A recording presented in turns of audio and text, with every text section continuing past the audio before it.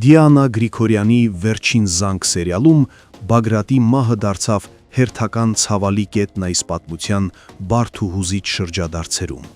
Չնայած կյանքի վերջին տարիներին Բագրատը կորցրել էր շատերի հարգանքը, նրա մահը անտարբեր չթողեց որևէ մեկին։ Սակայն մեկ մարդ կար, ում համար այս կորուստն ամենացավալին էր։ Դա Անետն էր։ Եղբոր մահը նրան ցնցեց մինչև հոգու խորքը։ Հենց այս զգայուն պահին նրա կողքին է հայտնվում Հենդոն։ Նա այցելում է Բագրատի տուն ցավակցելու Անետին։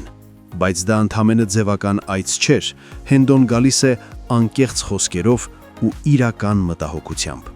Նա ասում է, որ գիտի, այս մահն ամենաշատը հենց Անետին է կոտրել, եւ ընդգծում է, որ իր դռները միշտ բաց են նրա առաջ։ Այդ խոսքերը հնչում են պարզ ու մաքուր, բայց դրանցում կուտակված ջերմությունն ու անկեղծությունը սառեցնում են Անետի աչքերը։ Նա զարմացած է Հենդոյի այս անկեղծ քայլից։ Հավանաբար, այսքան տարվա մեջ առաջին անգամ նա իրեն արժևորված է զգում։ Այդ ընթացքում ավագի տանը մթնոլորտը խաղաղ է։ Ավագը, Վիկտորիան, Անժելինան եւ Սեմը նստած են, ջերմ զրույցի մեջ, կարծես փորձելով նոր էջից սկսել, մոռանալ անցյալի ցավերը։ Սակայն այդ մթնոլորտը խաթարվում է, երբ Մերին ներս է մտնում սառը լուրով։ Նա հայտնում է, որ Բագրատ Լալայանը մահացել է։ Տանը տարածվում է լռություն։ Բայց մեկի դեմքին միայն ժպիտ է ծնվում։ Սեմը չի կարողանում թաքցնել իր ուրախությունը։ Նրա համար սա ուշացած արդարություն է։ Նա երբեք չի մոռանա, թե ինչպես տարիներ առաջ Բագրատը զրկեց իրեն հորից։ Հիմա նրա աչքերում այնպիսի կրակ կա, որ վկայում է վրեժն ավարտված է։ Մինչ այս Լիլիթը իր աշխարհում է։ Նրա հոգեկան վիճակը սրվում է։ Նա խոստովանում է ինքն իրեն, որ սպանել է հորը։ Այդ խոսքերն ակամա լսում է Արամը։ Զարմանքից քարանում է, ապա մոտենում մորը։ Սակայն Լիլիթը, ինչպես միշտ, փորձում է փախչել իրականությունից։ Նա փաթաթվում է որդուն, ձևացնում խեղճացած, բայց Արամն այլևս չի խաբվում։ Նա տեսնում է իր առջև մարդ, ով կորցրել է մարդկային ամենահիմնական կողմը՝ խիղճը։ Արամի համար դա շրջավառային պահ է։ Նա գիտակցում է, իր մայրը հոգեպես այլևս չի կարող ապրել սովորական աշխարհում։ Անժելինան այս բոլոր իրադարձությունների մեջ փորձում է հավատարիմ մնալ իր արժեքներին։ Նա որոշում է Մերիի ու Սեմի հետ գնալ Արամին ցավակցելու, բայց ոչ միայն։ Նա ցանկանում է տեսնել նաև ամենակարևոր մարդուն իր կյանքում՝ մորը Աննային։ Ու հենց այդ պահին, երբ նրանք դուրս են գալիս ավագի տնից, դիմացը իրենց է սպասում Հենրին։ Նա եկել է ցավակցելու պապիկի մահվան կապակցությամբ, բայց իրականում շատ ավելին։ Նա եկել է վերջին անգամ փորձելու վերակառուցել այն, ինչ փուլ եղավ։ Նրանց զրույցը կարճ է եւ ծանր։ Հենրին Անելին հերթական անգամ վանում է Հենրիին։ Նրա խոսքը, որ իրենց միությունը անհնար է, վերջնական փակում է Հենրիի սպասման ու հույսի դռները։ Հենրին վերադառնում է տուն, հոգեպես կոտրված։ Նրա ներսում այլևս ոչ մի տեղ չի մնացել հաշտության համար։ Միքայելը փորձելով կարկատել ճեղքերը, ասում է, որ շուտով ամեն բան կշտկվի,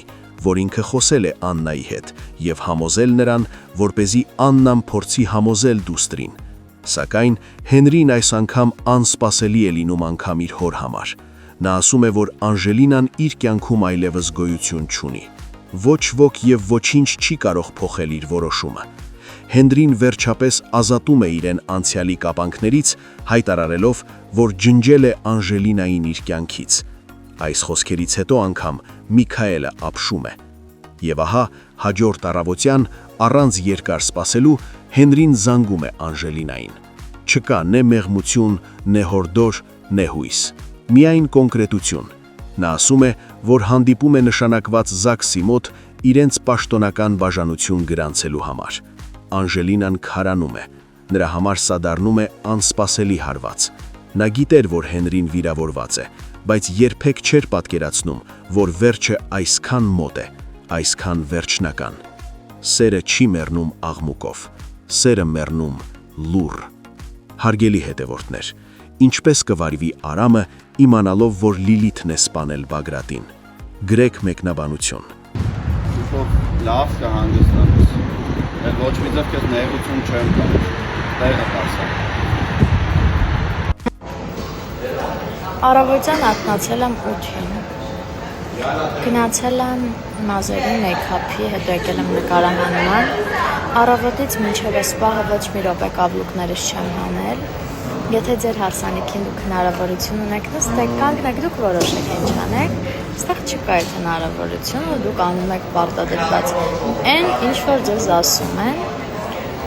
եւ առհասարակ մեր աշխատանքը շատ բարդ է։ Չեմ ուզում, որ խաբնվեք այդ ուրախ նկարներին։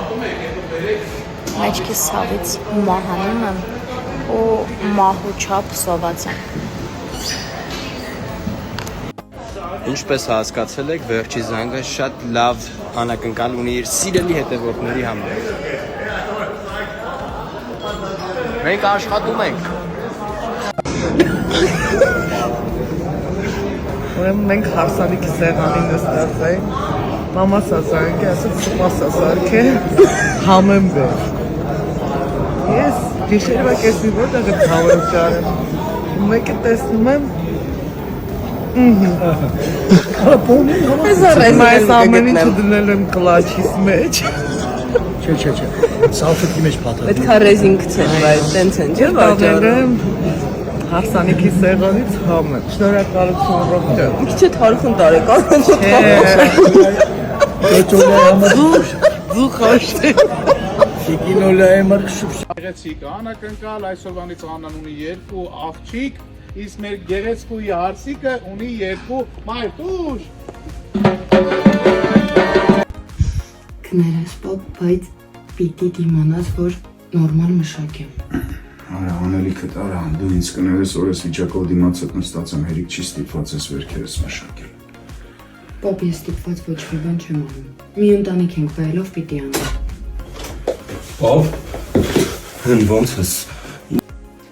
Հղի եք, ասեք հղի ենք։ Ես ինչ մի ներկայացում եք խաղում։ Իբր չգիտենք, հա ինչն է ձեր կտրուկ որոշումների պատճառը։